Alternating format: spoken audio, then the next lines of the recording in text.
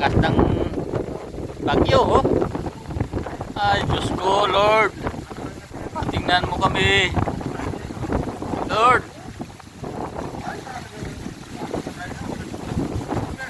Lord. Sobrang lakas. Nag-ano lang kami. Kukuplin lang kami, oh. Sobrang lakas. Lakas ng hangin, ulan.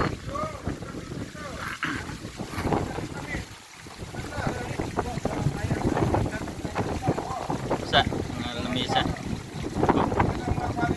Ay. Oh. Tunog ang ano, hangin ah. Sumisipol.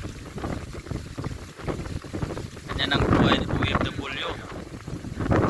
Kahit masama ang panahon,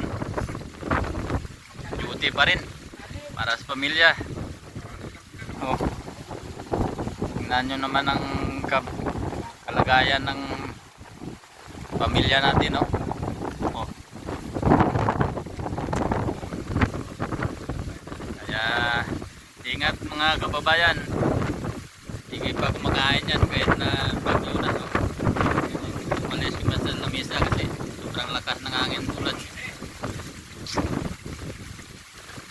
Oh. Dilim na ng paligid. Yan, yan. Oh, grabe ang hangin, ulan.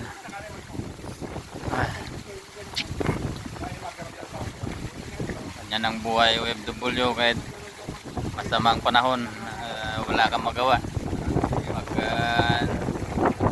duty ka talaga. Yan, oh. Buti kami maintenance dito, may duty pa. Ang iba sa construction, pag ulan, isang linggong ulan, wala rin kita.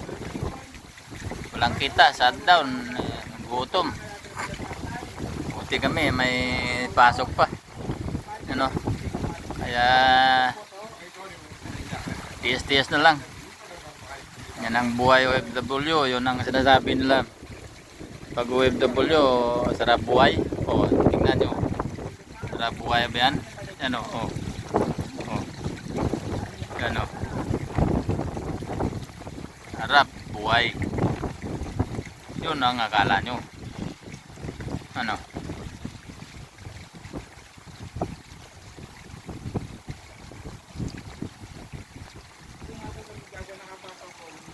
Bye-bye.